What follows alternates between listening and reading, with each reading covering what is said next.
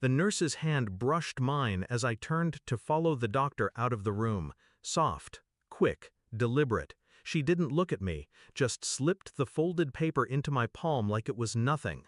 I didn't open it until I reached the hallway. Shaky handwriting, torn edge, a smear of something red along the crease.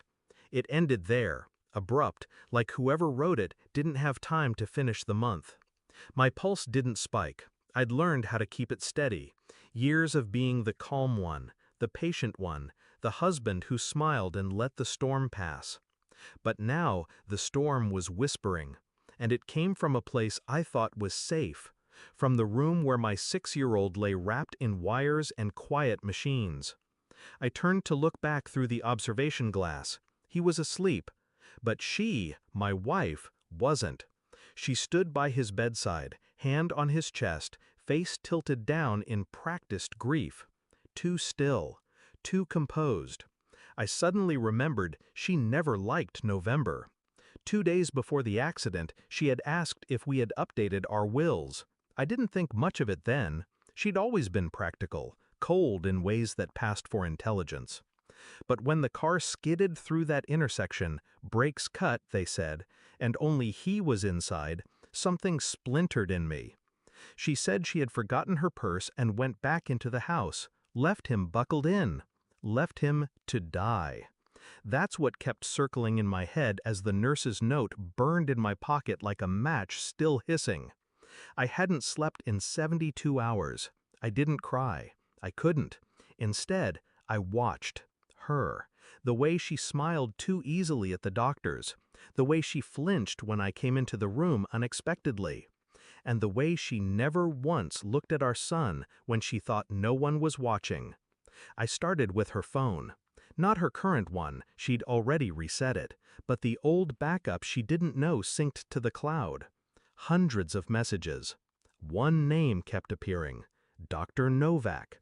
Not our son's pediatrician, not a surgeon, but a neurologist she'd met at some conference 6 months ago. The tone wasn't flirtatious, it was clinical, strategic.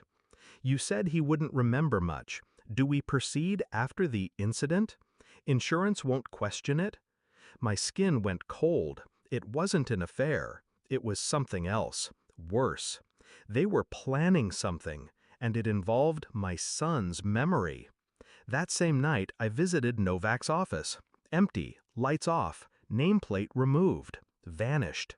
At home, I searched her things, every drawer, every file, every innocuous envelope. Then I found it, in a folder marked Trust Documents, a consent form, signed with my name. Forgery, for a neurological trial using memory suppression on minors. Trial date, November 12th. Location, private wing. Our son had never been in a car accident. I didn't say anything right away.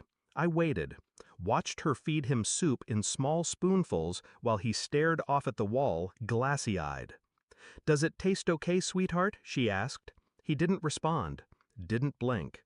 She smiled anyway. Later, when she stepped out for a call, I sat beside him, held his tiny hand, whispered, "Do you remember what happened before you got here?" Nothing.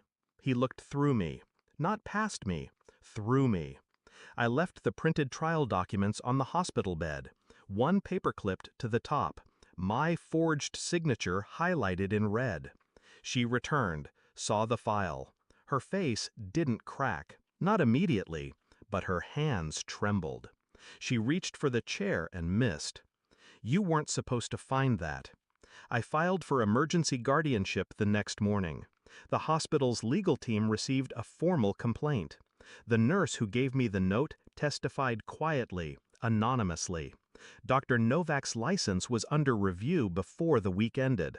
But that wasn't the revenge. No, that came later. I walked into the hospital lobby.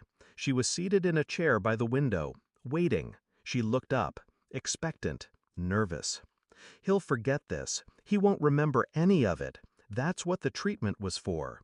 I sat across from her, calm, controlled. "He already forgot one parent." She blinked. "What?" "You." I handed her the paper, a legal order, full custody, restraining terms, hospital ban. She reached out with shaking hands. I didn't let go of the paper. "Run," I whispered, finally understanding the note. Then I let go. I moved us out of the city, somewhere with trees and quiet and no sterile white walls. My son laughs now, sometimes.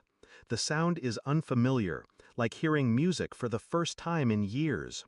There are gaps in him, shadows where memories should be, but he's healing. And I'm no longer angry. Just emptied, refined. Some nights I still hear her voice in my head. He won't remember. She was right. But I will. And that's what makes me dangerous.